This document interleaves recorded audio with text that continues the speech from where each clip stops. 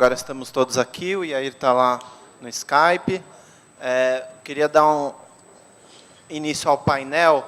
Agora, o nosso tema agora é Israel, Estado Judaico-Democrático. É algo que a gente já tocou um pouco com a palestra do Sami Feldberg no começo, e é um tema que está na raiz, está na base de praticamente quase todos os temas atuais e políticos e debates imanentes, os conflitos da sociedade israelense, e a gente achou que valeria a pena dar um destaque especial, num formato um pouco mais dinâmico e mais pluralista, envolvendo convidados e participantes de diferentes backgrounds.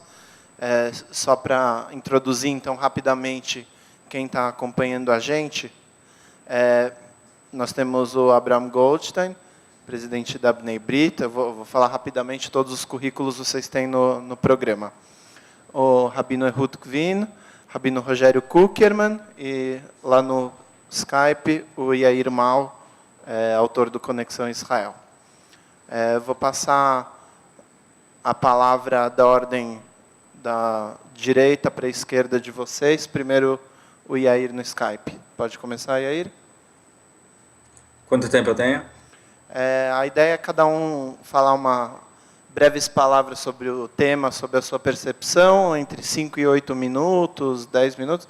Depois a gente abre para perguntas e debates entre os participantes.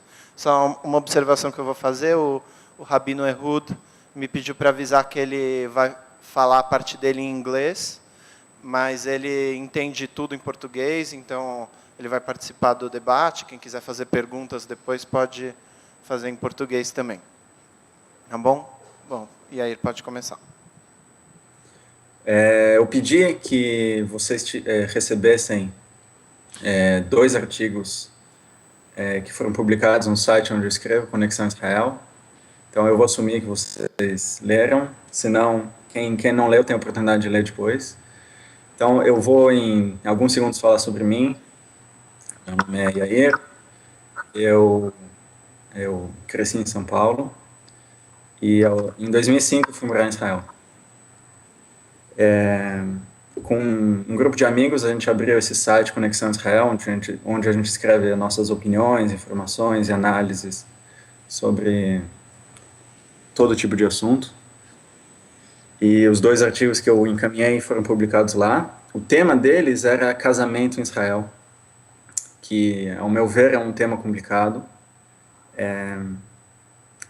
A questão de religião e Estado e o papel do caráter judaico em Israel é um tema que me importa bastante. Ao meu ver, existe uma contradição em existir um Estado religioso, judaico e democrático. Isso, para mim, é incompatível.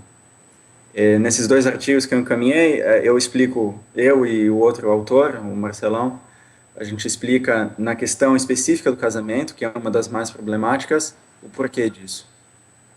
Quando um Estado ele tem leis que entram dentro da religião das pessoas e as pessoas têm que se comportar de uma maneira que tem que condizer com alguma corrente religiosa ou mesmo segundo a religião, isso é bastante problemático. Então, tem pessoas, por exemplo, em Israel, que não podem casar, e a única opção de um cidadão legítimo do Estado, se ele não é judeu e quer casar com um judeu, ou se 2 judeus não querem se casar pela ortodoxia, a única opção deles é viajar para outro país e se casar lá e depois voltar, que isso para mim é um absurdo.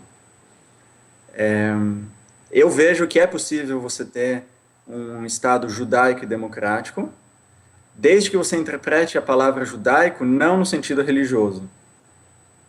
Se você interpretar a palavra judaico como povo, nação, eu não vejo problema nenhum.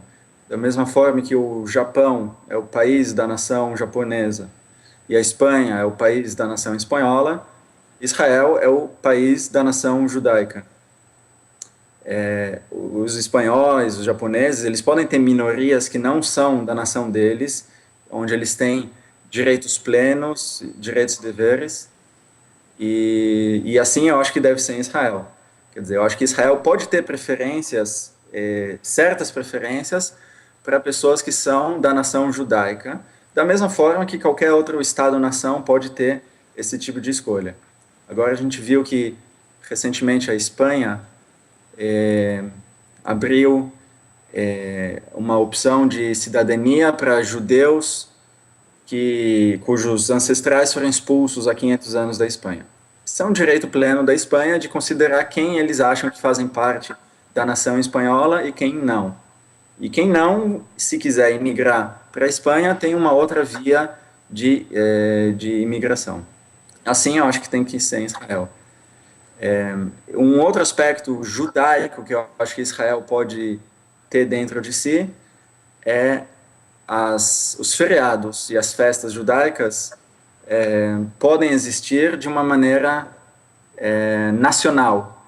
Então, Pesach e Hanukkah e as outras festas podem ser comemoradas como uma festa, com festas nacionais.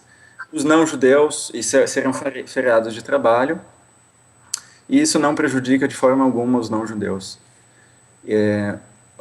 Israel não, eu não sei qual é o background de cada um de vocês, Israel não é uma teocracia. Existem certos pontos concentrados que Israel, sim, a legislação dá autoridade às diferentes setores religiosos, como casamento, divórcio, adoção. São poucos casos, mas são casos muito importantes. Eu não vou entrar em detalhes em todos os conflitos que existem em respeito a isso, mas necessariamente, ao meu ver, a democracia sai perdendo quando o casamento e divórcios e enterros ficam na mão das autoridades religiosas. E eu gostaria de interpretar essa problemática como uma problemática de direitos humanos. A gente conhece a Declaração Universal de Direitos Humanos das Nações Unidas, e eu acabei de abrir, eu anotei para mim o ponto número 16 da Declaração Universal, diz o seguinte: os homens e mulheres de maior idade, sem qualquer restrição de raça, nacionalidade ou religião, têm o direito de contrair matrimônio e fundar uma família.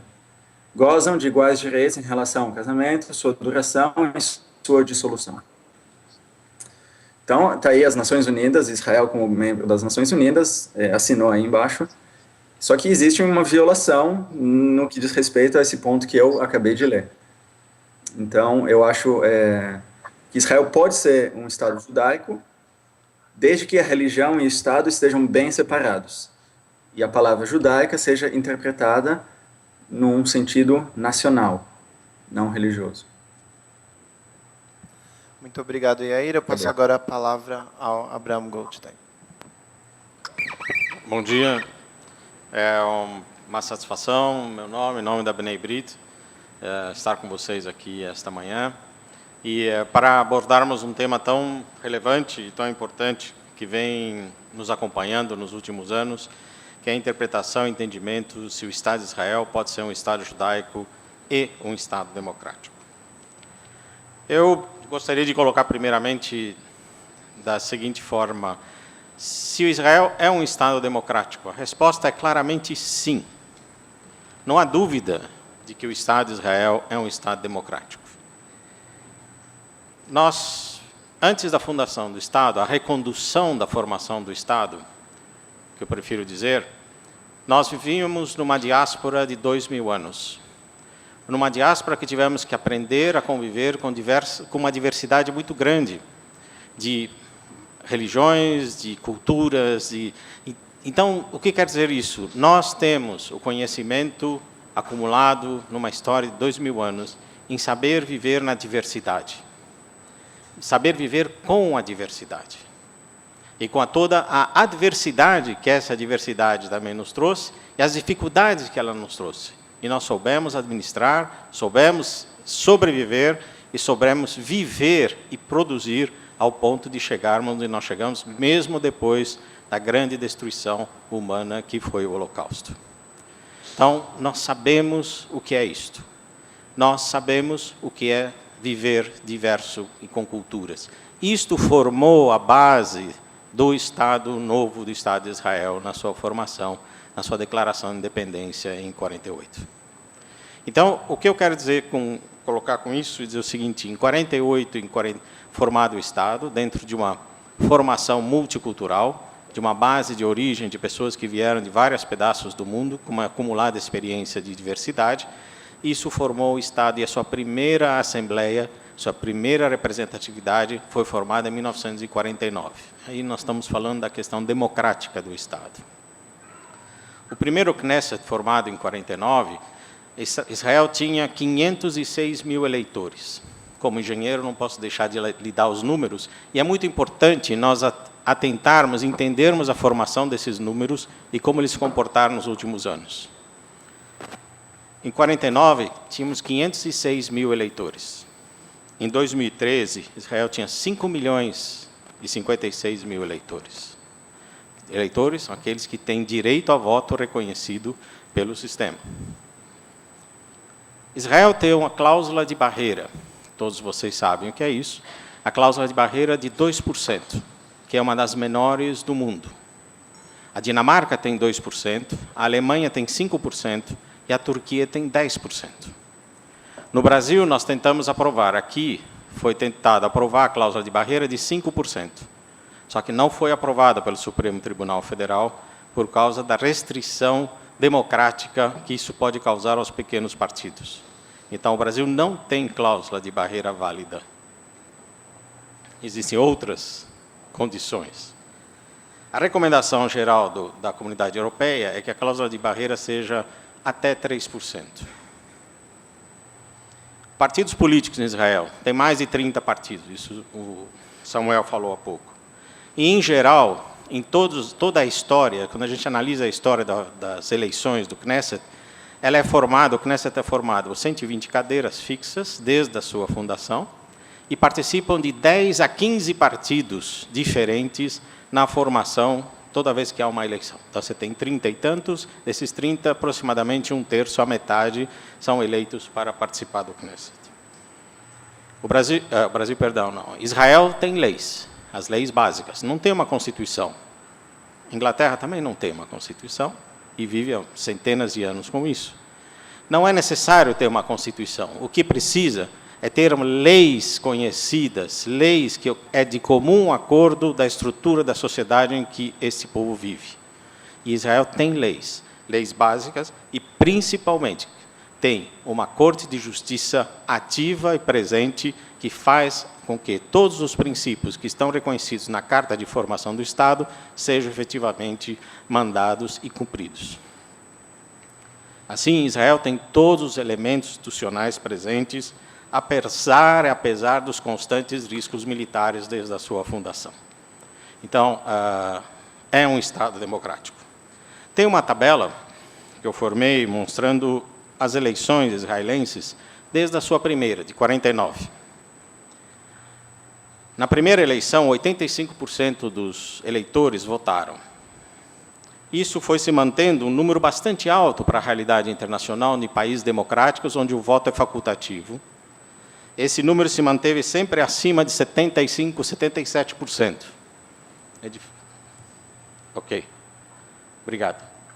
Até 99%, quando temos a última vez 77%, a partir daí o número de eleitores cai de forma importante.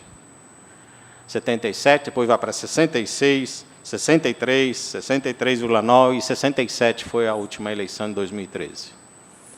Essa mudança de perfil é muito importante no entendimento da estrutura política da formação do Knesset.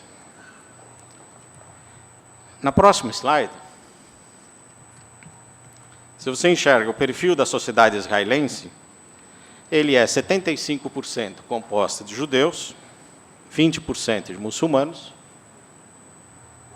2% de cristãos, 2% de drusos e os demais abaixo de 1%. Na formação do grupo dos judeus, estatística de 2011, os seculares representam 42% desse perfil, os não religiosos, declarados não religiosos, mas judeus de nascimento, é 25%, ortodoxos e ultra-ortodoxos 20%, tradicionais, tanto Ashkenazi como Sefaradi, 13%. Isso mostra o seguinte: se você tem uma queda importante na participação da eleição, quando você tem uma queda de 77%, você cai para 65%, 64%, você teve uma perda de mais de 12% do seu eleitorado. Quais são os eleitores que não vão votar? E quais são aqueles que vão votar?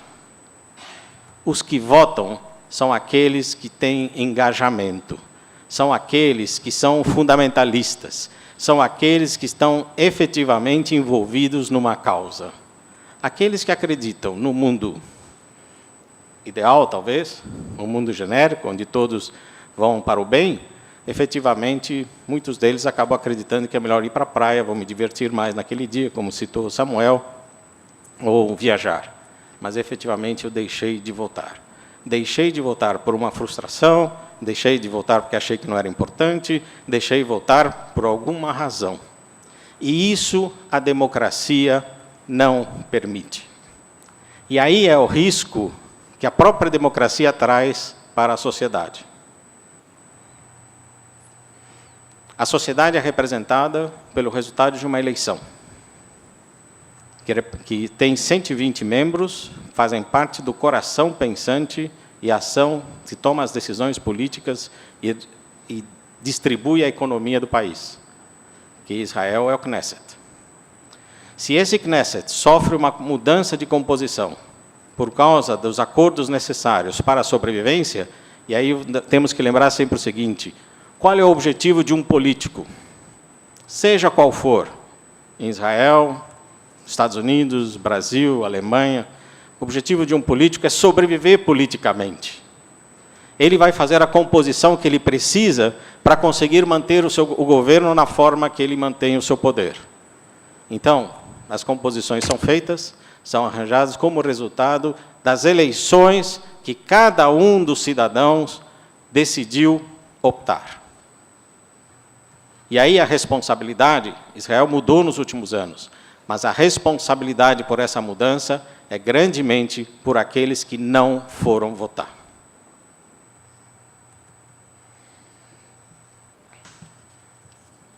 O que nós na diáspora podemos fazer? O que nós temos uma responsabilidade. Nós não temos autoridade, porque nós não vivemos lá. Nós não elegemos e não temos o direito de eleger. Mas temos a responsabilidade, o dever como judeu, de alertar para aquilo que pode acontecer e o que está acontecendo. Nós temos a responsabilidade e o direito e o dever, como judeu, de alertar, de comentar, de sugerir e apoiar o diálogo entre todos, acordar o eleitor. O Estado de Israel é um Estado judaico? Sim, é um Estado judaico. Ele foi criado para ser um Estado judaico. Ele foi fundado e justificado para ser um Estado judaico. Mas ele só pode ser um Estado judaico se ele respeitar e reconhecer a pluralidade de expressão religiosa, inclusive dentro do próprio judaísmo. O judaísmo não é monolítico. O judaísmo não é formado por uma única linha religiosa. O judaísmo é composto de várias linhas religiosas, de várias intensidades e de várias formas, sem que isso faça perder a sua essência da formação do povo judeu.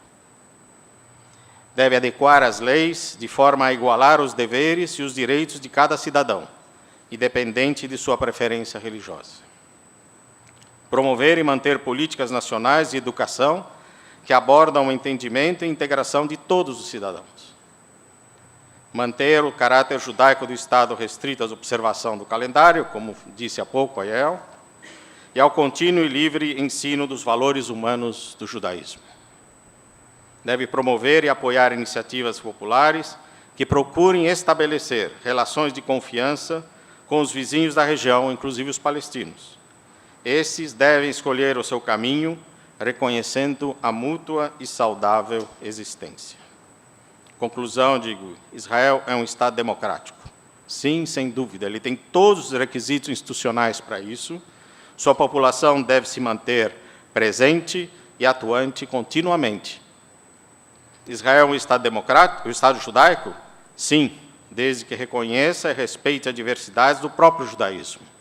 Promova o judaísmo humanista, sem perder a sua história, valor e contribuição religiosa milenar.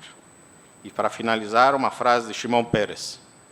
Democracia é permitir que sejamos todos iguais e diferentes ao mesmo tempo. Obrigado. Abraão, muito obrigado. Passo agora a palavra ao Rabino Ehudo.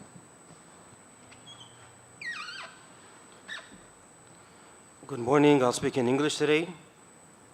When we're speaking about a Jewish country, Judaism, a democratic country, we want to compare between a Jewish country and a democratic country. First thing we have to know, what is Jewish, what is democratic? Two themes, Jewish, democratic. When we think about democratic countries, many times we look at the United States of America as an example. Even though George Bush, the first George Bush, he wrote a letter in 1990. He mentioned there that the ideals of the American democracy comes from the Tanakh, comes from the Jewish Bible. This is a letter that George Bush, which was the President of the United States from 1988 to 1992, he wrote a letter to the Lubavitcher Rebbe of blessed memory. So we see that the democracy comes from the Tanakh. If the democracy comes from the Tanakh, this is very simple that the Tanakh, which Judaism also comes from the Tanakh, and the democracy comes from the Tanakh, so too many controversies between them there should not be. Another thing, Am Yisrael is not like Am HaAmerikai. It's not like Am, the nation, HaBrazilai, of Brazil. You could be a Brazilian. Let's say your grandparents were from Brazil. Your parents moved to the United States. 50 years after your grandparents immigrated to the United States, if they're going to if the Brazilian government is going to make a panel like we see over here, all the Brazilians, all the descendants of Brazilians which moved to the United States 50 years ago, let's come together and see how could you be Brazilian in the United States. No one's going to come. My grandparents were Brazilian 50 years ago. They moved to the United States. My parents were born, let's say, in America. I'm already a second-generation American. I have an American U.S. passport. I have U.S. citizenship. I don't care what's going on. I don't care what's going on in Brazil. I'm not going to come to such a panel. When it comes to Jews, it's different. Maybe many people here, I don't know who's Israeli, if your parents are Israelis. Many people here, could be that a few youngsters here were never in Israel before. But when you come to speak about the Knesset, people want to hear, people want to listen. Here we see a few tens of people here which they want to listen. What they want to know about Israel, they want to know about the politics in Israel. So to be in the nation, the Jewish nation, it's something a little deeper than to be in the family of the American nation, an American family. American family, you were born there, you speak English, you have your American citizenship, okay, you're American. More than this, it's not too much. To be Jewish, it's not a difference if you're living in Israel, there's no difference in this aspect. If you're living in Brazil, if you're living in America, Jewish is something way above where you're living, what citizenship you have. The reason is a very simple reason. To be a Jew, it's not something written on your documents. It's not like having a Teudat Zehut Le'om. If it says you're Jewish, and if it doesn't say you're not Jewish, and if you don't have a Teudat Zehut, then you won't be Jewish. A Jew has a neshama. A Jew they are the children of Avraham, Yitzchak, and Yaakov. From the times of Matan Torah, from the times that Torah was given in Har Sinai, and also before this, the times of Avraham, Yitzchak, and Yaakov, the Jews, they are descendants. They have a neshama. Nefesh Elokah mima'al mamash. The nefesh, the soul of a Jew, is a holy soul. It's a Jewish soul, and this is what unites. This is what connects all the Jews throughout the whole world. If a Belgian citizen will find himself in China, he will be a stranger in China. If a Jew would find himself, will be in China, what would he look for in China? Where is there a Jewish synagogue? A Bet Chabad. Where are the Jews around? And this you see in all the places in the world for some reason. In New York, you see this in St. Paulo also. Where are all the Jews? All the Jews, all of them, but a majority, in Higienopolis, Jardins, you have some in Borretiro, okay, you have in Itaim, in Bonambi, okay. But the Jews in most places, they are centered in one place. What centers them? The fact that they are Jewish. Not necessarily Israeli.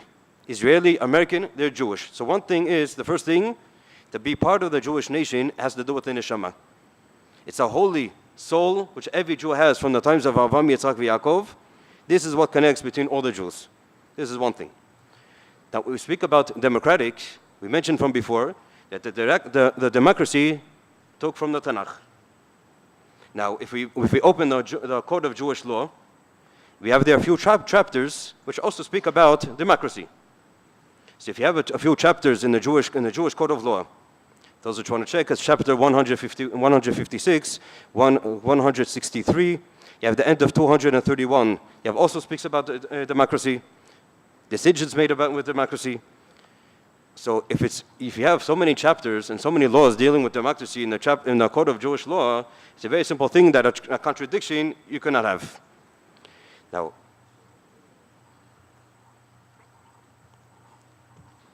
the question is, when you have religion and democracy, it's true that the majority rules.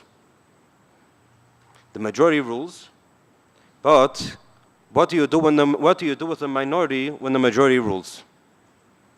This is a simple thing, and this is in all the democratic countries, that if you'll have a majority, and the majority will permit stealing in the country, we're not going to say it was a democratic decision and you're allowed to steal. We're going to say that it was an immoral decision. If the majority is going to let you murder, no one's going to say that according to democracy you're allowed to murder people. We're going to say that it is an immoral decision. So even dealing with without religion, in democratic countries, there is a certain limit to where do we say that the majority rules. And the same thing when you're dealing with profession, things that have to do with professional, engineering, medicine. If by engineering, if there's a decision, if you can construct a certain building in a certain way, so you're talking about a building which is built with city money, the money of the municipal, the money of the city, on city property, but the majority want this building to be built in a certain way. But the engineers say that you cannot build this building in this way, the building's going to collapse, you cannot hold. Are we going to say that, wait a second, we have a professional opinion, the engineer, which said that you cannot build this building in this way, or are we going to say that this is a democratic country, it's a democratic city, the majority of the people want this type of building to be built with the city money on city property? So here it's very simple that even in the most democratic countries, we're going to say, with all the respect to the majority which rules, we're dealing with city property, city money, but if the engineers, which are the minority, if they say that such a building cannot be built, we're not going to construct such a building. So even within democracy, the majority rules, but with its limits. How much does it rule? It rules, but in what? So dealing with religious and democracy, obviously religion is higher than democracy. Democracy cannot make a decision against religion. The democracy, a person, he can make his decision that he's not going to follow with the religion. But the religion is not going to change. And here it's very important when you're dealing like a place like Israel. Israel, we're dealing a place with millions of people live together. Let's make a decision, which was made 60, 70 years ago, that this country, mainly dealing with the weddings, the divorces, and the conversions. These are the three things which those which know a little about them, these are the things which you could decide. If you did them right, you're part of the Israeli nation. if they were done wrong, it's a one-way ticket out of the Jewish nation. A Jew, since he has a neshama, he has a holy soul, this is an inheritance from Avraham, Yitzhak, and Yaakov. If he keeps the Shabbat, or he doesn't keep the Shabbat, or he violates the Shabbat, but he continues to be Jewish, he's a Jew. Conversions, if a conversion was done not right, he wasn't converted. If the wedding was done not right, and more, if the divorce was done not right, not correct, this can make problems, and this is problems which is done in every sector of the country, and here everyone knows, and if we take the numbers in the world, it's like here in Brazil in the last 14 days, I did here five divorces, 5 religious divorces. Here in Brazil, there is no law which obligates to make a religious divorce. None of these 5 cases were religious. I can tell you numbers, we do about 50, 60 divorces a year. Maybe 99% of them, we could say that they are religious. That means maybe once in 2 years, comes someone which is religious, Shomer Shabbat, comes to divorce. These numbers which we have are here, this is what we see in London, is the same thing. In France, in New York City, in Miami, in Los Angeles, the vast majority of cases which you have, which come to the Batei Din, the rabbinical courts, for some reason they are not religious. And we talk about 99%, 99% of the people which come. So, what brings them to a Beit Din to make a divorce? What brings a person, if a person could go to the Kotorio and get married, what brings him to a rabbi to make a chuppah, to make Sheva Brachot? Out of the country, no one's forced, no Jew is forced to do all these religious actions.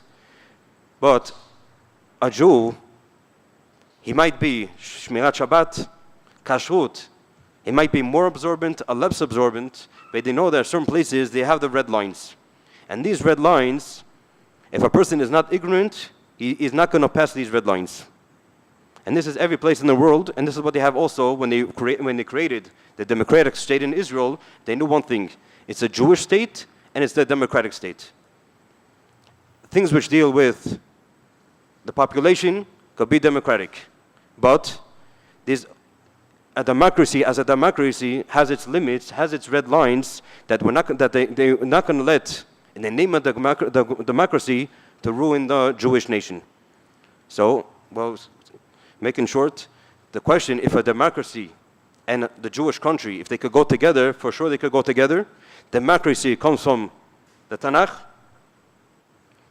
Many chapters of the Code of Jewish Law speak about democracy. For sure they could go together.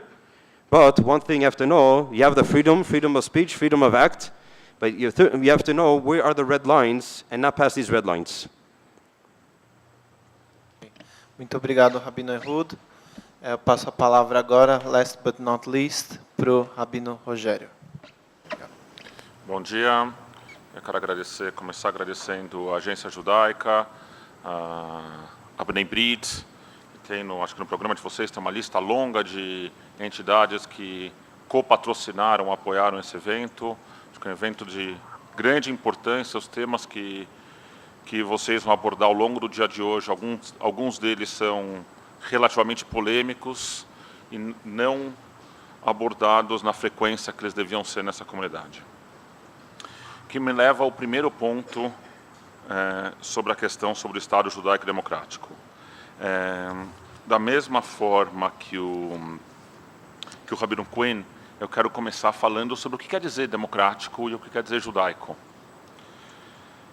Do lado positivo, para falar que Israel é uma democracia, existe uma liberdade de expressão em Israel de posições frequentemente opostas, que infelizmente, que é muito saudável, extremamente saudável em Israel. Nas últimas semanas eu tenho visto nos jornais a Turquia fechando o Twitter, a Turquia impedindo acesso ao Facebook para a oposição não conseguir expressar os seus pontos de vista. Em Israel, a liberdade de expressão flui de uma maneira em que esse tipo de ação seria inimaginável. Mas, infelizmente, esse caráter democrático do Estado de Israel não se replica nas comunidades judaicas da diáspora. E vários dos temas dos quais a gente vai falar hoje são um pouco tabus nas comunidades em que a gente vive. Falando um pouco mais de democracia, um filósofo político inglês do século XIX, John Stuart Mill, definiu democracia como governo da maioria, respeitados os interesses e os direitos das minorias. E eu acho que Israel tira nota máxima no quesito governo da maioria. Eu acho que Abraham, no começo da nossa conversa, colocou um pouco de como o sistema político israelense é um sistema que funciona, em que as leis existem, as leis são conhecidas, existe um sistema de justiça bem estruturado, em que o cidadão tem a possibilidade de apelar para a justiça sempre que ele tenha os seus direitos, que ele acredita que tem os seus direitos violados. Mas, por outro lado, eu acho que a gente ainda tem muito para avançar no Estado de Israel no que diz respeito aos direitos das minorias. E aqui a gente vai no que, a minha opinião, é a grande tensão quando a gente fala sobre um Estado judeu e democrático.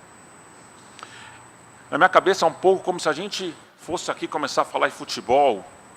Eu falasse, pessoal, a gente vai aqui se estabelecer como um grupo único para torcer por um time no próximo Campeonato Brasileiro. A gente vai fazer aqui uma presença coletiva. E a gente vai decidir, num processo democrático, qual vai ser esse time único, desde que seja o Corinthians. E apesar da cor verde, eu sou corintiano. É complicado a gente dizer que existe um Estado que é democrático, que os seus cidadãos vão decidir qual é o futuro desse Estado, mas também predefinir, desde o começo, que esse Estado vai ser um Estado judaico. Essa é, para mim, a primeira questão. E é uma questão que, de certa forma, foi endereçada já na Declaração de Independência. A Declaração de Independência, que em um dos seus pedaços, diz o seguinte: nós fazemos um apelo em meio ao duro ataque lançado contra nós há meses aos habitantes árabes do Estado de Israel, para manter a paz e participar da construção do Estado na base de, e aqui para mim a parte importante, igual e completa cidadania e através de representação em todas as suas instituições provisórias e permanentes. Mas apesar do que está escrito aqui na Declaração de Independência, o Estado de Israel tem uma entidade semi-governamental, que vocês todos conhecem, chamado Keren Kayemet LeIsrael, que administra as terras públicas e que não vende terra para não-judeus. O Estado de Israel tem agências... O Estado de Israel tem uma política pública, chamada Lei do Retorno, que diz que se você é um judeu que vive na diáspora e pelo menos um dos seus 4 avós for judeu e você não praticar nenhuma outra religião, você tem direito à cidadania. E como a gente viu nas estatísticas, tem 25% dos cidadãos de Israel que não são judeus e cujos impostos estão indo para patrocinar esses judeus de toda a diáspora que resolvem morar em Israel.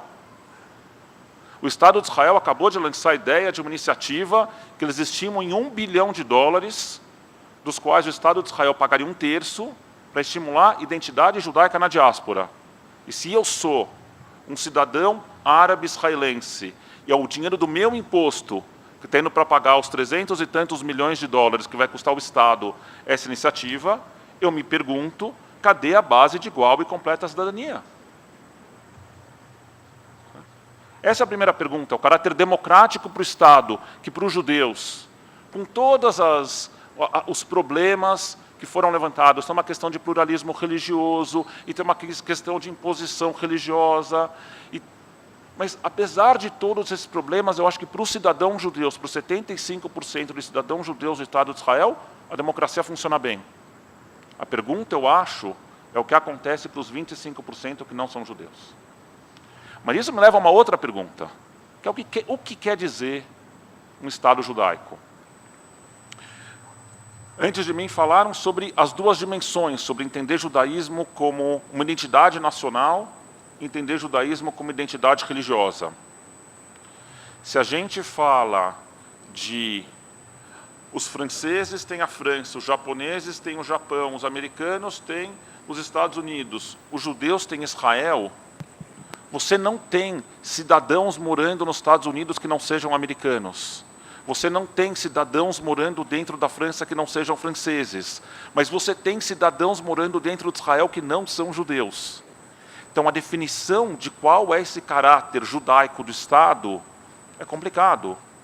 Você não pode se converter a religião nenhuma e, de repente, ter direito a se tornar americano. A identidade nacional americana é uma identidade nacional.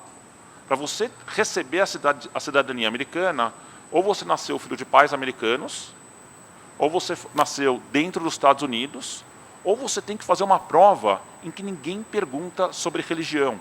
Eles vão perguntar sobre esse caráter nacional do povo americano. Mas no caso israelense, é a conversão que dá o direito aos não-judeus de pleitearem ali do retorno. Então, será que a gente está falando de uma identidade nacional ou a gente está falando de uma identidade religiosa? Porque se a gente estiver falando de uma identidade religiosa, a gente não está no mesmo barco com os Estados Unidos, França e Japão, a gente está no mesmo barco com a Arábia Saudita, onde a cidadania é definida em termos religiosos. Mas, de novo, o que quer dizer esse elemento religioso do Estado? Vamos pegar aqui um pouco da Torá. Vamos ler um pouquinho de Vaikra. E aqui, Vaikra 30, capítulo 19, versículo, acho que é versículo 33. Vechi agur itcha ger be'artzachem lo tonu oto. Quando um estrangeiro morar com você na sua terra, você não deve sacaneá-lo. Kezrach mikem yeh lachem, ager agar itchem. O estrangeiro que morar com vocês deve ser para você como um cidadão. Ve'ahavta lo kamocha. E você deve amá-lo como a si mesmo. Ki gerim eitem be'eretz Mitzrayim. Porque vocês foram estrangeiros na terra do Egito, a propósito de Pesach, que chega em algumas semanas. Ani Adonai Eloheichem. Porque eu sou o Senhor teu Deus. De novo, vamos pensar nos 25% dos cidadãos israelenses que não são judeus e vamos parar para pensar um pouco se a gente está tratando eles de acordo com os preceitos judaicos, com os valores judaicos que o Yair disse deviam ser os preceitos que guiam esse Estado. Vamos pensar numa outra historinha. Quando tem uma história famosa no Talmud de que alguém que queria se converter chegou para Shammai e falou: me converto se você conseguir me explicar toda a sua tradição, toda a sua Torá, enquanto eu estou em um pé. Quem aqui conhece essa história? E aí o que Shammai disse? Shammai disse: vai embora. Shammai era um pedreiro, jogou uma ferramenta na cabeça do cara e falou: você está tirando sarro de mim, você tá tratando a minha tradição com desleixo, com desrespeito, vai embora. E aí, esse mesmo potencial, pessoa que queria se converter, foi conversar com Hillel. Hillel e Shammai eram duas lideranças pré-rabínicas que disputavam espaço. E aí Hillel topou o desafio. E ele disse: o que é odiável para você, não faça para os outros. Todo o resto é comentário. Agora vai e estuda. A gente pode gastar um tempão falando só dessa frasezinha, mas eu quero colocar atenção no pedacinho de o que é detestável para você, não faça para os outros. A história judaica é cheia de passagens na qual ter uma carteira de identidade ou um passaporte marcado como alguém que é judeu, a gente considerou por muito tempo extremamente ofensivo. Como se nos marcasse como um cidadão de segunda categoria. Mas vocês pegarem uma Teudat Zehut israelense, tem lá dois campos. Um chamado Leom, identidade nacional, em que pode estar escrito judeu ou árabe, e aí há algum tempo, eu acho, eles trocaram o judeu, o Yehudi, por Yud, para não ter que entrar na questão se as conversões são reconhecidas pelo rabinato, se não são. Então está lá escrito Yud ou Aravi. Eu acho que talvez existam algumas outras possibilidades, além de judeu e árabe. Desculpa? Loyadua, teve gente que pediu para estar escrito israeli, a Suprema Corte negou o pedido, mas eu acho que...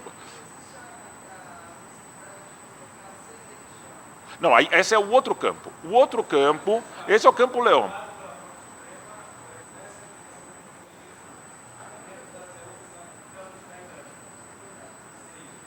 Não, mas ainda existe um campo chamado דת.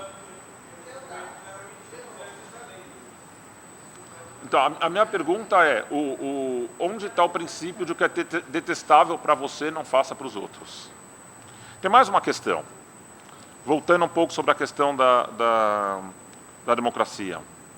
O curioso hoje em Israel, e hoje em Israel tem um debate pesado sobre o caráter, tanto pela questão do judaico e democrático, mas existem sobre o futuro democrático desse país. E não se faz democracia sem instituições. Democracia não é só ter eleição, no nosso caso brasileiro, a cada 4 anos, no caso israelense, com o parlamentarismo um pouco mais complicado, com que frequência as eleições são feitas. Mas em Israel existe uma questão super grande sobre qual é a natureza dessa democracia do Estado. E o curioso é que os segmentos da população e da classe política que têm críticas às limitações desse modelo democrático querem manter as instituições que hoje existem e ampliá-las. Mas os segmentos que acham que hoje Israel vive uma democracia plena querem limitar a capacidade da sociedade civil se manifestar. Tanto através de limitação à capacidade de entidades que recebem subvenção de estados estrangeiros, quanto na condenação de organizações que propõem um boicote de entidades ou de regiões do país por questões políticas, seja através da proibição de que alguém, de uma cidade árabe, por exemplo, copatrocine a celebração do Nakba, que é a versão palestina, árabe-israelense, do que a gente chama de Yom HaAtzmaut. Para a gente é um dia de festa, para os árabes não tanto de festa, é um dia de tragédia. E hoje as entidades israelenses são, por lei, elas não podem mais receber subvenção estatal se elas patrocinarem essas atividades. Então eu acho Israel, o meu sim, é um sim muito claro do caráter democrático para os 75% que são judeus, é um grande ponto de interrogação sobre o caráter democrático do Estado para os outros 25%. E aí eu acho que a gente sempre compara como os árabes estão vivendo em Israel, ou como os árabes estariam vivendo na Jordânia, no Líbano, na Arábia Saudita. Esses não são os países que eu tenho como referência, porque eu gostaria que Israel se transformasse. Eu comparo, sim, como esses 25% vivem, com como 75% vivem, porque um Estado, como a gente leu aqui na Torá, um Estado judaico deve tratar o Ezrach e o Ger da mesma forma, e eu comparo com os Estados Unidos, eu comparo com as democracias às quais eu aspiro me tornar. E, além disso, eu acho que essa questão, se a gente pode pré-definir o resultado dessa democracia, já não acaba negando o caráter democrático do Estado. Obrigado. Obrigado, Rabino Rogério. Agora a gente vai, para ficar mais dinâmico, passar para perguntas do público. Eu aviso que a gente teve alterações na programação, então a gente tem um horário um pouco mais flexível, não quer dizer que a gente vai perder tempo do almoço, então vocês podem ficar tranquilos. A gente passa agora diretamente a perguntas do público. A Karina vai centralizar o microfone e a lista de perguntas. E, por fim, eu sei que os palestrantes entre si já têm comentários a fazer uns sobre os outros. Depois a gente passa nos 15 minutos finais um comentário geral. Eu gostaria de fazer primeiro um comentário com relação ao que todos disseram. Desculpa a minha rouquidão. E depois fazer umas perguntas para 2 de vocês. Eu acho interessante que nós, quando falamos em democracia e em caráter judaico do Estado, e essa mesa comprova isso, nos referimos a 2 questões centrais. Uma que é a relação do Estado com a população judaica, ou com a população dessa maioria de 75%, e isso tem a ver com muitas questões de foro íntimo que não são abrigadas pelo caráter dito democrático do Estado. E outra coisa é com relação aos 25%. Quer dizer, são 2 democracias que precisam ser debatidas, colocadas em xeque diferentemente, porque a democracia que se aplica aos 75% é questionada por parte desses 75%, e dos 25% nem se falar. Bom, esse era o meu comentário. Com relação às perguntas, eu gostaria primeiro de começar com o Yair. Já aproveito para te mandar um abraço. Yair, eu gostaria que você, no teu texto sobre casamento judaico... Um momento. Eu quero entender melhor o que está sendo dito. Não está ouvindo bem? Médio. Tá, Agora eu vou me esforçar muito mais. Então o problema é aí, não é aqui. É que tem muito eco. Eco, né? Tá. Você, no teu texto, comenta a tua decisão de casar na ortodoxia, apesar de não ser ortodoxo, e você, em Israel, e você menciona como um dos fatores que te levaram a isso, o peso que isso pode ter para os futuros filhos. Eu gostaria que você comentasse, no caso daqueles outros casais mencionados no teu texto, quais podem ser as consequências para um casal 100% judeu, eu não estou falando aqueles que são contestados pela Halakha, que decidam, pela razão que for, se casar no Chipre e ter o casamento civil reconhecido em Israel. E eu aproveito para fazer depois da resposta do Yair, eu gostaria que o Rabino Ehud comentasse. Eu duvido que o senhor já tenha estado em um hospital público no Brasil, mas talvez tenha tido alguma repartição pública. E eu gostaria de saber qual é a sua sensação quando entra e vê a imagem de Jesus Cristo na parede. Apesar de sermos um Estado laico, que se diz laico, e eu reconheço a profundidade e o conceito de nação judaica ser muito mais profundo do que o Estado nacional de qualquer outro país, mas eu gostaria de perguntar o que isso tem a ver com as questões de foro íntimo dos cidadãos israelenses. Eu quero repetir a pergunta para ver se eu entendi bem. Você quer saber quais são as consequências de um casal se casar, por exemplo, em Chipre e não por uma cerimônia religiosa dentro de Israel? É isso?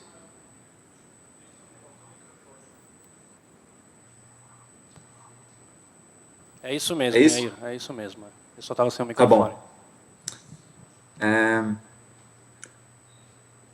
Hoje em dia, se a situação atual se mantiver por muitas décadas, a consequência é a seguinte: se for um casal de judeus que escolhem não se casar pela ortodoxia e vão para Chipre, por exemplo, como um dos casos do texto que eu escrevi, eles vão voltar para Israel com a certidão de casamento do Chipre, vão ser plenamente reconhecidos pelo Ministério do Interior e, para todo efeito em Israel, eles vão ser casados. Agora, se eles tiverem filhos, agora é um pouco complicado. O Ministério do Interior de Israel anota qual é a nação da pessoa. Tem lá um item lá do registro que é nação.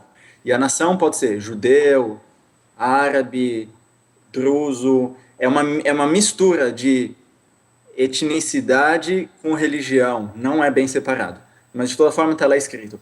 Dois judeus, um casal de judeus, provavelmente está escrito no registro deles que eles são judeus segundo o Ministério do Interior. Quando eles se casam e voltam, e se eles têm filhos, na hora de fazer o registro do filho, no Ministério do Interior, o filho também está registrado como judeu. Passadas décadas, o filho resolve se casar. Se a situação atual se mantém daqui a algumas décadas, digamos que o filho resolve se casar pela ortodoxia. Apesar do Ministério do Interior registrar ele como judeu, a ortodoxia vai fazer problemas, porque apesar dele ser filho de mãe judia, supostamente, os pais deles não se casaram nunca por um casamento religioso. Isso pode ser problemático. Agora, se o filho não se importa e ele também vai querer ir para Chipre se casar, e se assim vai, então, para todo efeito, não faz a menor diferença. O negócio é que em Israel muita gente escolhe fazer isso. Tanto como no texto que eu escrevi, judeus que se recusam a se casar pela ortodoxia, ou pessoas que são impossibilitadas de se casar. E isso se relaciona com a questão de direitos humanos que eu disse. Israel não permite parte de seus cidadãos se casar de forma legal, porque não existe mecanismo. No texto, eu contei que eu escolhi me casar pela ortodoxia, mas vocês podem olhar para minha cara, eu não pareço ortodoxo e eu digo que eu não sou ortodoxo. Se eu tivesse a opção, eu faria uma cerimônia religiosa de outra corrente. Eu tive que engolir um sapo, e isso não é muito legal para alguém que escolhe morar em Israel e viver a sua vida no meio da nação judaica. Não é legal você ter que engolir um sapo e, num dos dias mais importantes da sua vida, você ter que fazer uma cerimônia segundo uma corrente que não é da sua escolha. Então, se disse no debate também, eu vou falar brevemente, vou terminar, que sobre minorias de não-judeus e como fica um Estado judaico com minorias de não-judeus. Isso é um problema, isso é um debate fascinante. Ao meu ver, o maior problema de todos, eu não estou desmerecendo os outros, é entre os judeus. Eu sou um judeu não ortodoxo e eu não tive opção, a não ser me casar pela ortodoxia.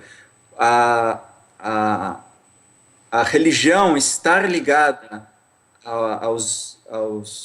ao Estado, e não só a religião judaica, uma corrente específica, a ortodoxia, ela faz mal ao judaísmo como um todo, porque ela afasta judeus da religião como um todo. Em Israel é muito comum judeus em geral, laicos, eles rechaçarem completamente a religião judaica, porque quando alguém fala de judaísmo, eles associam imediatamente com a ortodoxia.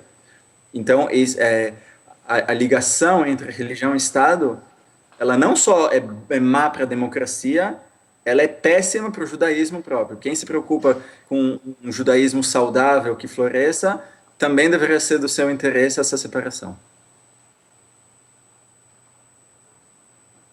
E eu não sei quem é que fez a pergunta, eu gostaria de dar um alô, eu sei que a pessoa me deu um alô, mas eu não sei quem é que disse. Quem foi? Ah, tá bom. Oi. Okay, we'll go back to the example which I gave before with the building. The city wanted to build a building. They asked for all the citizens of the city to make some drawing what this building is going to look like. Everyone has his taste. Everyone knows what type of building he wants. You see, more or less, the majority type of building that people want to build, this is a building that the city is going to build. We're talking about city property. We're talking about city money. Okay, the majority ruled, this is the type of building that they want to be built. How many floors, the height, the width, the depth, the materials, everything was decided by the majority. They checked it out with the engineers, with the city engineer. The city engineer, he did not authorize this plan. He said that this building is too dangerous. Okay? The majority of the city, one engineer or two engineers, we're speaking about a city of 10 million people. The majority decided that this is the type of building which this is going to be built. It is a beautiful building for the landscape of the city. It is very nice. It is beautiful. But one or two engineers of the city, they unauthorized this plan, and the plan was thrown out. Sometimes we would like to build a building. The building might look nice now when we're building it, but what is going to be 5 and 10 years later? We mentioned before, Am Yisrael, it is a united nation. You have Am Yisrael in America, Am Yisrael in Israel, Am Yisrael in Tzofat, in France, in London, in Australia. We have to know, and we are responsible, that if we're going to make weddings, we're going to make conversions, we have to make sure that someone which was born in Israel is going to want to marry a Jew which was born in Australia. There shouldn't be any problems. Why? He's from Am Yisrael, and she is also from Am Yisrael. Once we start that, we make democracy. we have a code of Jewish law who's from Am Yisrael, who's not from Am Yisrael. You could get the Moetzet HaRabbanut HaRashit. Moetzah is the council of the chief rabbinate in Israel. They could get together and they can make a majority rule against the code of Jewish law. This rule is nothing. We go according to the code of Jewish law. The weddings, the divorces, and the converts, and the conversions. If we go according to the code of Jewish law, this code, this convert, this wedding, and this divorce, it is going to be accepted by all the Jews in the world. By the Orthodox, by the non-Orthodox, Ashkenazim, Sfaradim. You have regulations how these things are done. They are worldwide international regulations, and they are all respected from one to another. Once we try, we can make a building.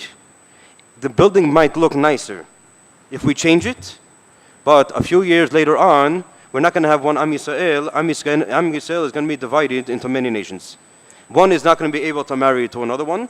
Why? Because this one's going to be converted, semi-converted. One side is going to accept this conversion, one side not. Now, when you're speaking about in Israel specific, you had Chok HaShvut. Chok HaShvut is the law of returning. I think if this is the return or the Chok HaShvut. Chok HaShvut 1951. There was mentioned who is a Jew, who could return to Israel. At the beginning was mentioned who is Jewish. They have a sif, they have an article, who is Jewish. One, that his mother is Jewish, or that he was converted, the original is converted according to halakha. In 1970, there was a decision in the Knesset that the word converted stayed, kahalakha, they took it off. There's a story over there. You have another law called Shiput Betei Hadin. Chok Shiput Betei Hadin. Chok Shiput Betei Hadin, Tafshin Yud Gimel, it's from 1953, which this is a law which governs the judicial system of the Betei Din. And here it's mentioned that in Israel, all the marriages and all the divorces will go through the Bet Din, through Bet Din Rabbani. The Muslims, they have their own system. So here we have two laws, which many times in a certain place there's a contradiction. Who is Jewish? Is it enough that his mother is Jewish? Okay, that's one thing. According to all the laws, it's okay. When you're talking about conversions, Chok HaShvut says it's enough you have a conversion. What is this conversion? In Masad Prim, no one has to check. If you have a piece of paper that says that you're Jewish from out of Israel, it says that you're Jewish, okay. In the Tudat Za'ut, till a few years ago, in the Tudat Za'ut, on the La'om, they wrote that Yehudi. Now, if you see in the Tudat Za'ut, you have in very, very small letters. I don't know about the new ones, but I know the older ones. Very, very small letters that said there's a law from Tafshin Chavav, 1966, that mentions that all the laws, that all the information in the Tudat Za'ut are considered to be true, except from the article which mentions the La'om. In the Tudat Za'ut itself, this is written. In the older ones, I don't know the new ones, it was changed in the last few years, it was changed. If you see in very, very small letters, שכל הנכתב פה הוא לכאורה נכון, חוץ מסעיף הלאום. Except for the seif, which has to do with nationality, which has to do with religion. See, also, when they mention Yehudi, according to the Chok HaShvut, according to the Masad Prim, had one definition. But when you come to get married, here you had Chok Shiput Betei Hadin. Chok Shiput Betei Hadin, they have their different regulations. So in Israel, it could be a state, people live in the state, the majority could be Jewish. Obviously, you have to respect the minority also. It's a Jewish thing to respect the minority, as was mentioned before from the Torah. So you have the Gerim, a Ger, which is converted, someone who's converted to be part of Judaism. If he was done according to the regulations of the Kodesh Jewish law, he is Jew like as of everyone else. You have the minorities which are not Jewish, which obviously they must be respected. But dealing with the religion and everything, okay, you have the code, you have the regulations, and it has to be done like this.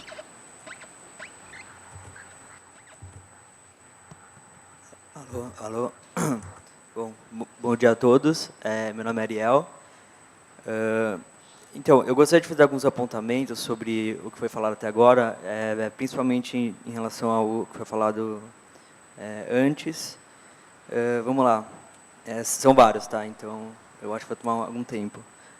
Em relação ao que o doutor Abraham falou sobre os judeus sempre terem convivido com o outro, com a diversidade na diversidade, foi nos encaminhado um texto no qual falava que é o seguinte: por mais que a gente sempre convivesse com o outro, com o estrangeiro, a gente sempre se manteve unido, mas unido de forma excludente, ou seja, a gente se excluía para poder manter as tradições, para poder manter o nosso modo de viver. Então, eu acho complicado a gente justificar o convívio com a diversidade, sendo que a gente sempre teve que se excluir. Em relação a outro ponto que, enquanto estudante de Direito, me deixa um pouco incomodado, e eu preciso aqui falar, inclusive, para quem está na plateia, é o seguinte: Israel tem sim uma Constituição. O que acontece? A Constituição de Israel ela só não é escrita, assim como a Constituição da Inglaterra, da África do Sul. Por quê? Porque existem, dentro do direito, e aqui eu não vou me alongar muito, mas eu vou fazer uma breve explanação, existem duas grandes famílias. Tem a Common Law e a família romano-germânica. A família romano-germânica é da Europa continental. Então, dela deriva o direito romano. E, na Inglaterra, como é uma ilha separada do continente, se desenvolveu um direito chamado Common Law, que é baseado nos usos e costumes, que é o direito que, em função do mandato britânico na Palestina, desde 1917 até 1948, se desenvolveu na antiga Palestina esse sistema jurídico, e desde então ele é desenvolvido. Então, existe Constituição escrita, Constituição não escrita, mas isso não define se há ou não Constituição no país. Em relação ao direito de família, eu percebo que assim foi levantado pelo Rabino Ehud, acho, o fato de, por exemplo, casamentos seculares durarem menos do que casamentos religiosos. Então, isso por si justificaria o fato de ter que ter um casamento religioso. Mas, enfim, eu acho que isso não define se deve ou não ser religioso. E, em relação ao que o Rabino Rogério falou, eu acho que está havendo também uma confusão de conceitos entre conceitos religiosos e seculares. Por quê? Porque o conceito de cidadão, né, é um conceito que vem, inclusive, também foi passado no texto, da emancipação que o povo judeu passou no século XIX. E eu acho que trazer conceitos do Tanar como você deve tratar o outro do mesmo modo que você deve conviver com o outro de modo pleno, eu acho que é uma interpretação muito forçada assim, do texto bíblico, trazer para os nossos dias. Mas isso é uma opinião pessoal. E também estou fazendo alguns provocamentos também para vocês. E um último apontamento que eu queria fazer, sem me demorar muito, é que eu achei interessante o fato de, apesar do casamento ser regulado por instâncias religiosas, Israel ser pioneiro em relação à união homoafetiva, porque assim a religião ela claramente proíbe o casamento homossexual, mas a Suprema Corte de Israel ela permitiu que fosse feito. Então eu acho muito interessante esse contraponto entre instituições seculares e instituições religiosas. Enfim, isso. Eu não tenho nenhuma pergunta específica, mas eu acho que se vocês quiserem comentar, podem ficar à vontade.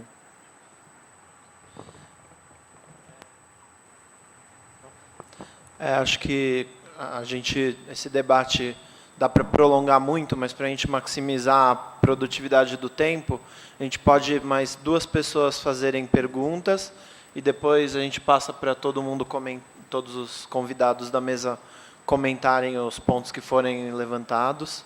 E assim a gente encerra em 15, 20 minutos. Ariel, obrigado. Primeiro, eu queria agradecer a sua explicação. Depois fazer os comentários, desculpe.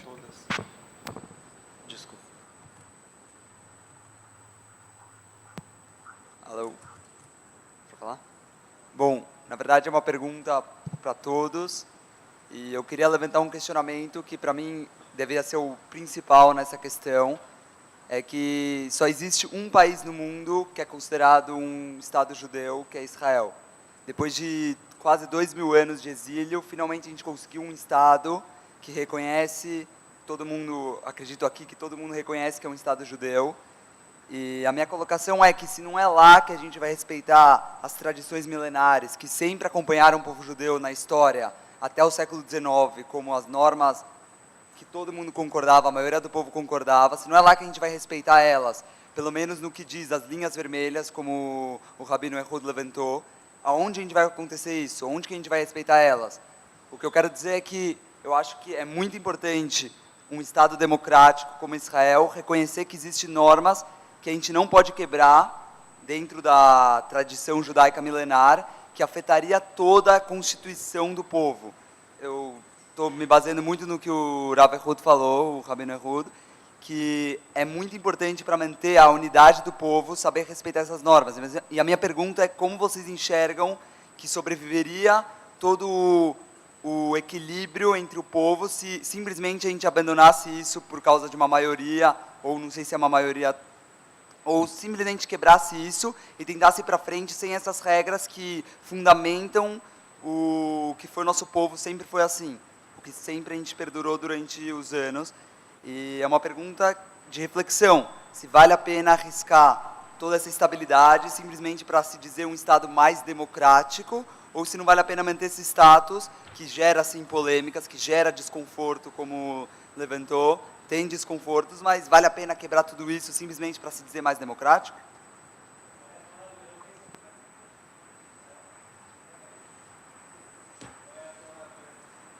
Tem mais perguntas? Ali. O Rafael vai fazer a última pergunta, depois a gente passa os comentários gerais. Tá certo. São, acho que também mais comentários do que perguntas, assim, já que a gente está trazendo muito do Tanar para embasar muitas coisas. O Rabino Ehud falou sobre o medo do judaísmo criar linhas que não casam entre si, grupos separados do judaísmo que não casam entre si. A gente fala de Nematov, Manaim, Shevet, Achim, Gam Yachad, da saudade do tempo das tribos, em que tinham 12 tribos em Israel.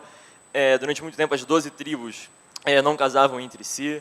A gente tem o Tubeav, para lembrar do momento em que as tribos também puderam começar a se casar entre si. Eu acho que é bom lembrar um pouco disso. E também, no Tanar, a parte, na época do templo, os Kohanim, que faziam toda a parte sacerdotal do ritual, pode fazer um paralelo com a religião hoje em dia, eram da tribo de Levi. E os reis só podiam ser da tribo de Yehudá. Tanto que quando os Hashmonaim, que eram Kohanim, criaram um reino, meio que usurparam um pouco o trono, por isso que o livro deles não está no Tanar, são apócrifos.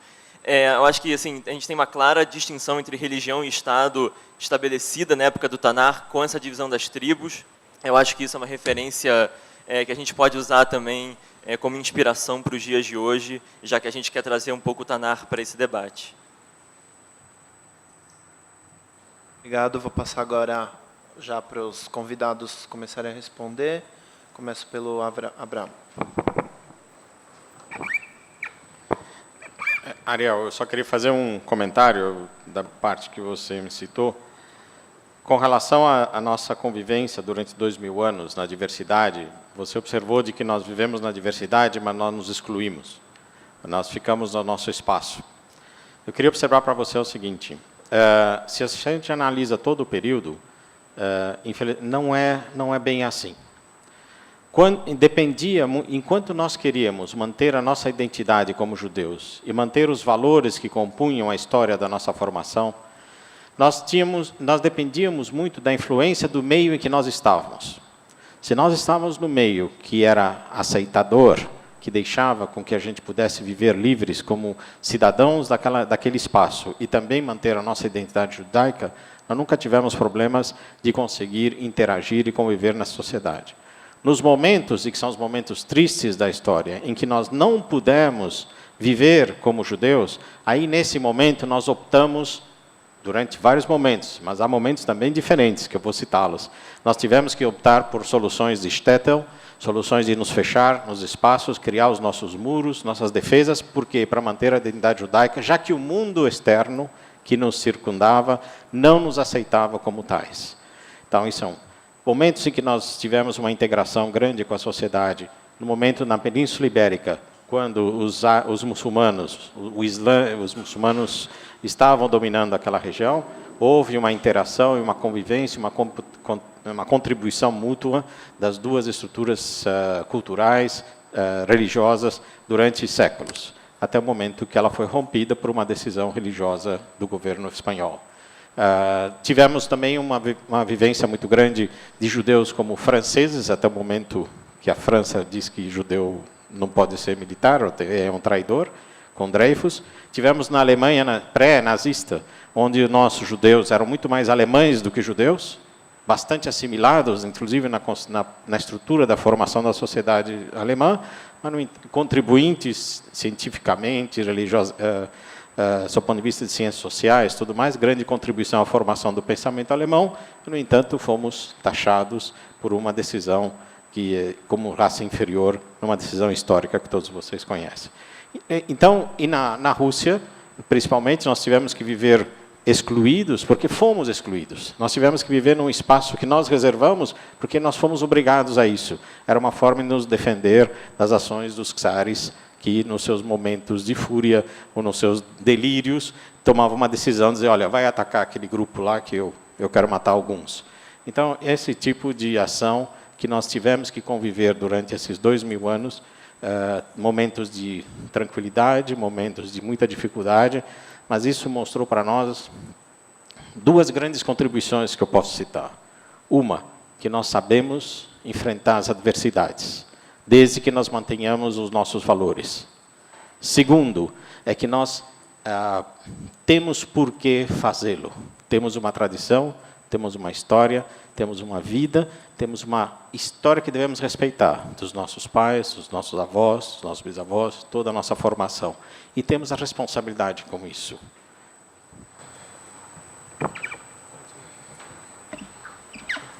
Eu quero também falar com o Ariel, e eu quero 2 pontos. O primeiro é que o Ariel falou que é claramente, do ponto de vista religioso, as relações homoafetivas são proibidas. Eu só quero dizer, no Brasil, eu não tenho certeza, no mundo liberal, nos Estados Unidos, todas as linhas liberais judaicas reconhecem relacionamentos homoafetivos. Tem uma discussão muito mais prolongada, como é que chega nessa posição, mas...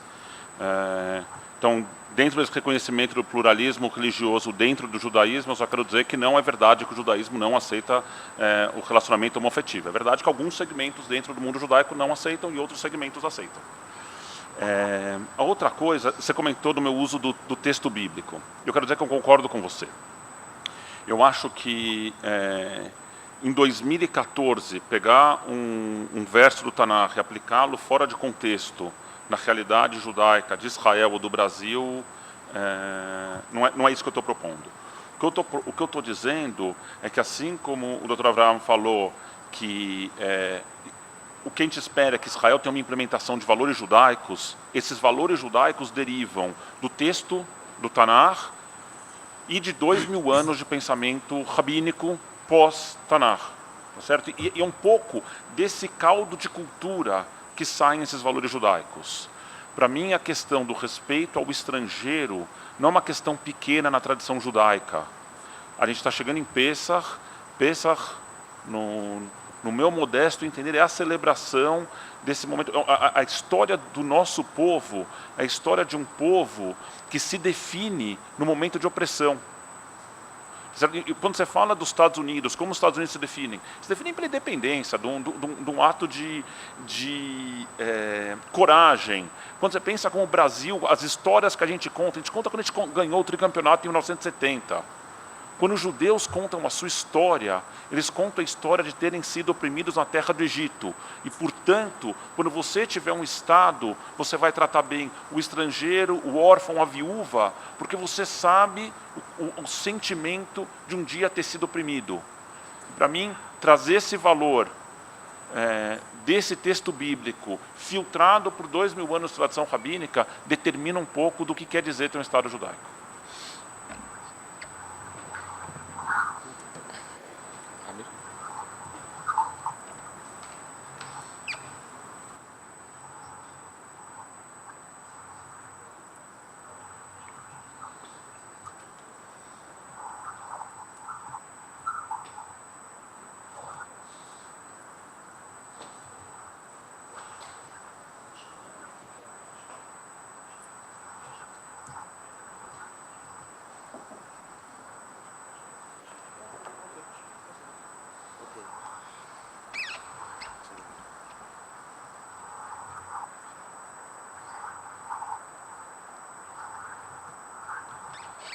It's very important to remember, as was mentioned before, the Tanakh is more than 3,000 years. The Talmud, the Mishnah, is about 2,000 years. The Talmud, which came after the Mishnah, the Gemara, is about 1,500 years ago. The Maimonides, Rambam, is 900 years ago. The code of the code of Jewish law, the Shulchan Aruch, was 450 years ago. And the commentaries we have till today we have jurisprudencia. We have responsos in the last 50 years. Many books which were written about these things. So in all these cases, Baruch Hashem, all the cases and all the dilemmas that we have about Judaism, about democracy, marriage, intermarriage, all these cases, they were all brought up in our history in the past 3,000 years. So whoever wants to know about it, all the questions which we're asking today, we have everything written down. In the past, we have 3,000 years of writings about all these issues. So I think this will be a very good thing. That it's a good matter to decide what are we going to do now. But if you have a past, the past could show you what to do in the future. So it'll be a very good thing that if you take things of Torah, take articles of Torah, try to study the Torah. What does the Torah say? And how to apply the Torah in our world in 2014, which many articles are written about it, will be a very good thing.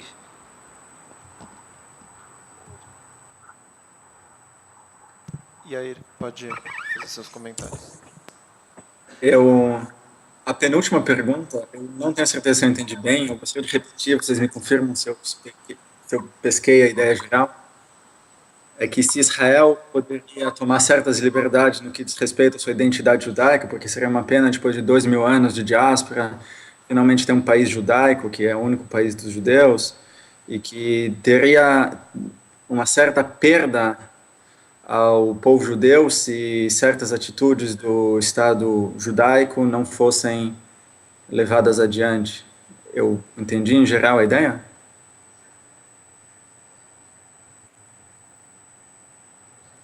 Quem fez a pergunta? Tá certo? Tem que falar alto, eu não escuto. Se valeria a pena romper certas linhas vermelhas da identidade judaica, como quem é judeu, ou como fazer o casamento, que são as normas mais aceitáveis. Não estou falando em cumprir o Shabat em público, estou falando das regras principais, as essenciais. Se valeria a pena o governo, Medinat Israel, em nome da democracia, romper esses valores e criar uma confusão, um caos, o que eu acredito que aconteceria entre a identidade judaica, e se valeria a pena fazer isso. Essa é a pergunta. Ok. Regras essenciais para muitas linhas dentro do judaísmo, que eu considero... não para todo mundo. Eu entendi. Eu vou... Antes de mais nada, eu queria dizer que eu vou passar para o Reuben alguns textos, ele vai encaminhar por e-mail depois, quem quiser ler, quem tiver interesse, tem vários textos legais a respeito. E eu vou concluir respondendo essa pergunta, que se eu soar um pouco agressivo, não é nada pessoal, mas a minha resposta a essa pergunta é a seguinte. O próprio fato de você ter feito a pergunta e formulado a pergunta do jeito que você fez me faz imaginar que ou te falta imaginação ou vamos fazer um exercício mental. Se o Estado brasileiro decretasse hoje que a única forma de casamento possível vai ser casamento religioso, e entre judeus a autoridade fosse dada ao movimento reformista apenas, os judeus do Brasil inteiro diriam: isso é um absurdo, isso vai contra os direitos humanos, quem são vocês para legislar em nosso nome? Porque é uma corrente, não todas, e o judeu ateu, que não faltam judeus ateus, que não querem se casar pela religião, e porque não tem mais civil, quer dizer, os judeus brasileiros sairiam em passeata e teriam uma comoção mundial contra as terríveis ideias do governo brasileiro de se meter na vida religiosa dos judeus ou não. É exatamente isso que acontece em Israel. Você diz sobre linhas vermelhas que são aceitas e que para não gerar um caos. Toda essa história de Estado e religião em Israel, a gente pode dar um pontapé inicial na carta de status quo, que foi um acordo entre as diferentes lideranças da Palestina judaica antes da fundação do Estado. E eles deram várias autoridades à ortodoxia, um argumento de que o povo não se dividisse em dois. Quer dizer, o argumento de vamos manter uma união do povo foi usado. Se esse era o argumento, hoje, isso está fazendo um efeito oposto. O povo de Israel, em Israel, está dividido por causa da religião e Estado. Por causa disso, você vê manifestações, você vê todo tipo de absurdos que acontecem em Israel. Quer dizer, talvez isso que você está falando é bonito para quem não mora em Israel. Israel não é um laboratório, é um país de verdade, onde tem pessoas que vivem e têm que conduzir a sua vida dignamente, assim como os judeus brasileiros têm que conduzir. As ações, é só imaginar coisas que brasileiros, judeus, jamais aceitariam, israelenses judeus também não aceitam. Talvez uma regra, uma linha vermelha que você colocaria, não condiga com a linha vermelha que eu colocaria. Então, a base, o que me parece mais lógico é usar a base comum, que é a democracia, e em assuntos religiosos, cada um faz o que quiser, e o Estado não tem nada a falar a respeito. Muito obrigado, Yair. Eu acho que deu para ver pelo nosso painel aqui que esse é um tema muito complexo, muito profundo e riquíssimo, que a gente só começa a arranhar a ponta do iceberg num evento desses, mas ainda assim eu gostaria de agradecer de verdade aos 4 convidados que conseguiram gerar um diálogo riquíssimo e de alto nível e com um clima de respeito, que acho que contribuiu para todos nós. Só um momento.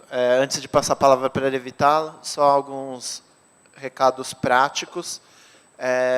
No nosso programa, a gente teria, logo depois do almoço, a professora Fernanda, que entrou em contato conosco de manhã cedo, que infelizmente por uma razão de saúde ela não vai poder vir. Ela ficou de passar para nós o material, que será encaminhado para todos vocês, assim como também a gente convida novamente os convidados, os palestrantes que quiserem enviar material, como o Yair já fez, que se quiserem enviar artigos, textos, qualquer coisa, a gente vai dar um jeito de fazer chegar a todos vocês. Mas então a nossa mudança da programação é que, terminando aqui, a gente vai para o almoço no andar de baixo e voltamos às 14h com a Revital, que vai nos falar em primeira mão sobre o funcionamento da Knesset.